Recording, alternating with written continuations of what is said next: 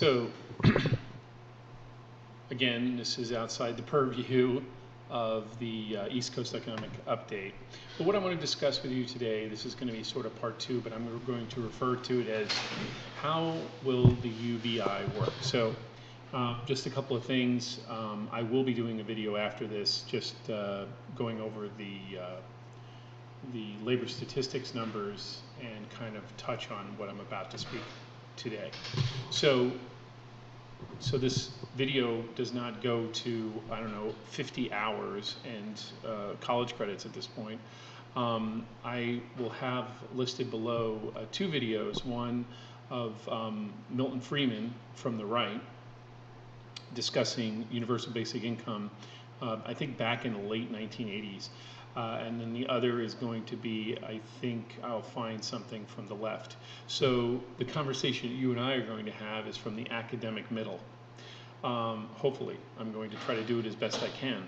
So here's the thing with the universal basic income. So as we were discussing about the end of capitalism as a economic model, what is going to replace it is something where robotics and automation will reach a point where manual labor, our understanding of manual labor, will not be man but automation. Robotics and such are going to be the main force behind production of things. Also, the control of the production of things is always going to be closer into the individual hands. And I'm referring to 3D printers and other types of items that are similar to that. In my mind, eventually is going to come to this almost replicator, kind of Star Trekian replicator thingy, that you will pay for the item, the process item, in other words, the technology to make this particular shirt, and you're going to purchase that. So it leaves a big hole. If you're automating everything, you're going to have very few people actually doing anything in regard to the actual production of items. And it's going to be left completely to automation, which is happening right now. It's happening in China, it's happening in California. If you're wondering why there's a sudden drop, and there is a sudden drop in immigration, illegal and otherwise, of migrant workers, is because California farmers, fruit providers, and the like are using robotics and have purchased robotics since 2017. They started to do it back in 2014, but we're now doing it in earnest due to political changes as well as our actions towards Mexico and the enforcement of immigration. I would postulate that the push on immigration is, meaning the encouragement of them not coming across the border, is less about people taking their jobs and more about forcing farmers and food producers to use automation. And I'll leave it at that. We could go into arguments about that. But so it brings us to this point. So now we have all these consumers, because you're going to consume, you're going to eat, you're going to drink, you're going to put clothes on, hopefully. You have consumers that are not going to be doing work related jobs in regard to getting up at 9, getting up to get to work by 9 and going home at 5, or working an 8 to a 12-hour shift doing things to make gadgets and so forth. So what is left? So it is not that humanity is going to become irrelevant.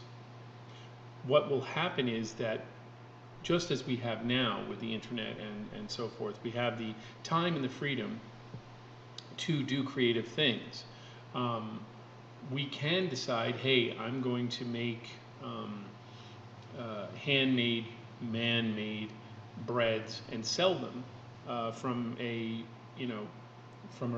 bakery, and that's going to be my niche. I can set up a website, handmade breads by John, whatever, and I can make sourdough breads and other things, and that'll be something I want to do. So what happens, of course, is the idea that poverty becomes less about the poor and more about the middle class.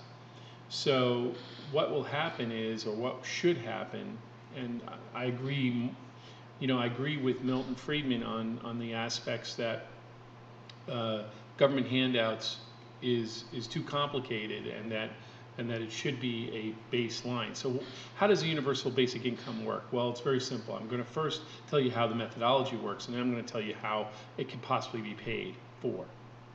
The methodology is this, and they've tried this in small countries. They did try to do it in Canada, and it was starting to show some success, and they cut it off for political reasons, and I'm not going to get into that at this point.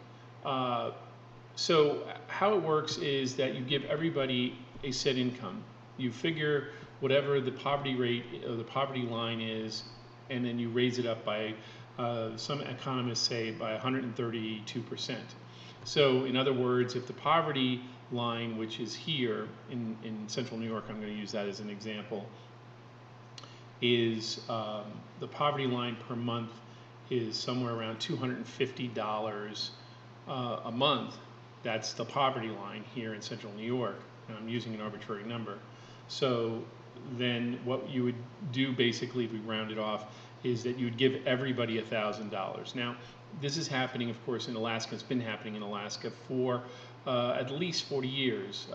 It's coming from the oil money that's being pumped out in and around Alaskan waters, and also in state like Anwar and so forth. And folks have been getting somewhere around, I want to say $1,000, and I apologize in advance of what's going on. So that money is given to you, and that gives you a base. Now, a lot of people will argue, well, won't that raise everybody's prices? No, it won't. And the reason for that is that it's not that inflation occurs, because things are going to still be produced, and if they're being produced by automated objects, prices will naturally drop. It doesn't cost more to produce something when you remove the human element out of it, because you don't have to pay a person a salary. You don't have to worry about it when they bang in sick, because robots don't bang in sick. And so prices for the most part will either be the same or lower. So the only time that you would say, for example, pay, buy things that are a little bit more expensive is if you go for artisan things. Now, by giving somebody a basic income, and that means everybody up to a certain number. Let's say if you're making, if your personal income is above, I'm using arbitrary numbers right now. Your personal income is above $500,000 a year. That's profit, not pre-tax. That's post-tax. Then you're eliminated from that program. What it would do is that it would stop all food like SNAP and all this other stuff, and it would stop people from being limited to what they're going to do. Now, some of you already here on this video are probably saying, well, great. So now we're going to have middle class alcoholics. We're going to have middle class methamphetamine addicts. We're going to have middle class lazy people and welfare queens. Well, we don't have this thing situated right now, and we still have that situation. Plus, as Friedman points out, and aptly so, most crimes happen because people don't have money. When they don't have money, and there's scarcity of that money, then they steal because they need to. They have no choice. They have no money. So by giving everybody a universal basic income, they will have money. Now, another interesting thing that happened in some of the African countries where they've been doing these universal basic incomes, communities have come together and pooled their money and used it in a way where they could help people repair their homes, start businesses, do micro lending, and so forth. And based on that, we noticed that with people knowing that they're getting a solid income, they will work another job, or they'll create, or they'll go back to school, or they will go and take care of a loved one who's ill or is terminal or whatever. And that eliminates a lot of other programs such as Family Leave Act and so forth. So there's a lot of things that are going to be eliminated by this universal basic income. Now, the other issue is, let's go back to the African country. I forgot the name of the country, and I'll probably find the link and put it in the bottom here. And I apologize in advance. But let's use that example. So a community comes together, and folks are getting, every person, man, woman, and child, are getting $1,000 a month, and they're also doing other things like developing their businesses or whatever. So they can bank all that money, and some people can start co-ops. That's how federal credit unions and cooperatives started in the Bronx in the 20s. People would pay money into a union, a unified group. They would put money in, they would agree to put money in, and then each month or each year they would have a certain amount of money, and they would use it to help somebody start a business and so forth. So there's a lot of aspects to it. Now, the other issue is that what will happen if we don't do it is that unemployment, well, the U6 and U3 numbers are going to continue to drop, but that doesn't mean that the people are working either full-time or are making an income. We know, based on shadow stats and so forth, that the average person's salaries are dropping, even though they're working, in some cases, 2 and 3 jobs as an individual. And then there's the whole issue of the gig economy, which is off of the balance sheet of the Labor Statistics Board. So you have a whole slew of people who are continually working for large corporations like, for example, Walmart, which one of Walmart's things that they do is they have a whole human resource process, so they can get their employees to sign up for SNAP, Section 8 housing, and so forth, because they pay them so little that they can't live, and they can't even buy the food in the Walmart. So here's the issue. By placing a universal basic income, we do allow people to give themselves a footing and allow them to make decisions such as, let me go to a trade school, let me apprentice as a baker, let me go back to school and become an astrophysicist or a scientist or a biologist, and start to process and get together and collaborate with other people like myself to do whatever it is. Become a handmade furniture user. What will happen in this new economy, whatever it's going to be called, is a collaboration where you'll have cottage industries, which is already being developed and has been developed since the 80s, both as in organic farms, furniture making, and so on. And then other groups where they will come together and they will do research and better the world around us. Now, this sounds incredibly Star Trek-y at the surface, and it may be, but the idea is clear in the mind. We have no choice. There is going to be no Luddite revolt. We will have corporations in their natural state will always go to the least expense for the most profit. That means you, the individual, are not going to be working in any of these jobs. In fact, McDonald's has kiosks. It won't, now, as automation starts catching up, our Mr. Bezos there, who I have no love for, but we all use Amazon, are trying to find a way to eliminate workers from doing fulfillment houses. So wherever these new people move to this new Amazon place, and the country and the state and county are going to give them all these tax write-offs, well, guess what? Once they're settled in and they get these tax write-offs, they're not going to hire anybody in their fulfillment houses, because the fulfillment houses are going to be done by either drone or a combination of drone and robotics. And that is the future. And that is written in stone. It's happening so quickly. So you say to me, okay, John, fine. So how are we going to pay for this? Because money's got to come from somewhere, right? Okay. So and I'm going to, again, link everything below. One of the arguments, and I think it's a valid argument, is that, okay, so robotics is going to take it over. It's going to take over all our manual work. You can, in theory, and I think in practice, charge tax for each robotic machine that you have, or based on the number of widgets that, say, Bezos and Amazon and Walmart process.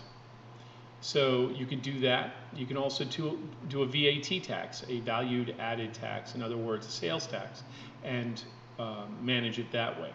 But the truth of the matter is, just like universal basic income, what it costs to retrain a worker versus creating a universal basic income of the type I've just described will save money over retraining, because you're going to have to first figure out how you're going to retrain these people if they're going to be finish these programs.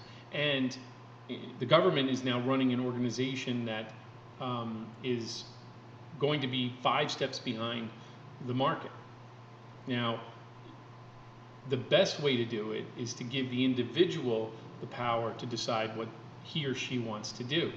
They may find themselves becoming artists, and there may be a whole slew of artists. Will there be people that will be lazy and basically shooting heroin into themselves until they die? It's happening now. Well, I'm not talking about this 5 or 6% of the population that will do exactly what everybody screams about. But the average person, myself, you who are watching this video, do not want to inject themselves with heroin. I hope. Most of us have a mind and want to exercise it. And what more powerful thing you can do is if someone says, here, you know, your basic needs are covered. Now, if you want to go to school, fine. You know, your healthcare is covered. You can go to a trade school. You have to apply. You have to take a test. Or you could become an entrepreneur and say, I'm going to create a cottage industry. People are going to be not too thrilled about machine-made bread, and they're going to respond in kind, and I'm going to make handmade bread or raise chickens or whatever. But the point is that this economy that's coming, this economy that is giving birth right now into what is coming in, is something that is going to allow the ultimate freedom. Up until even recently, only a small percentage of ultra-wealthy people could perceive of a lifestyle such as what I'm describing. And I believe, and I honestly think, that the universal basic income in one form or another should be developed, because eventually we're going to be staring at unemployment. And once we are staring at unemployment and no income and no place to live, and our hand is going to be out to the universal government that we're looking at, this sort of thing is going to become a necessary thing to create. I'd rather create it, or rather have it be created by rational people who are not in need of it just yet, than be desperate to try to fix it like we did with FDR during the Great Depression, where they were trying to create all these programs to counteract any kind of either fascist or communist takeover. And that's really where that motivation was coming from FDR. I'm sure he had some aspects that he felt were, you know, of the best intention. But let's be honest here. It's about making sure that we have a society and a democratic and educated society. This will give us an opportunity for people to have the freedom to decide what they want to do, if they want to try something, if it doesn't work out, or they discover that they want to do a different aspect of it. They don't have to say, well, I'm stuck in this track. Now what do I do? They can shift directions, and that flexibility is going to create a society where people are independently thinking as well as working for the greater collective of the community. And when I'm using the word collective, ladies and gentlemen, I'm not using it in the socialist idea, but that if we need more scientists and we find people who who are scientific or eager to do science, then great. If we find more people that want to do sustainable furniture making or bread making, then great, let's do that. The market shape that's going to be occurring here is not going to be one that is, all for one and one for me, all that one is for me, but that, oh, we need a baker here, and I'd like to try doing that. Or, oh, let me try doing research on alternative medicine with allopathic medicine. I'm throwing stuff out. These opportunities are here, and these opportunities can be realized in a universal basic income ideal of this new society. You can't stop what is going to be happening. It is happening. It's like if you think that this is not going to happen and you want to continue this capitalist process that we've had before, is like trying to hold back a tsunami with your open hands, or even with your closed hands. It is not going to happen. The tsunami's on you. You can either run for higher ground and try to figure out what we're going to do, or you're going to drown. And this is the reality of that. And my hope here in this discussion is to allow you, the individual, to make an informed decision instead of one that's reactionary. I believe that this can be done without violence. I honestly believe it should be done and should progress towards an end that is for the greater good of humanity as a whole. So I'll leave it at that. Comments? Thank you very much for listening. Peace.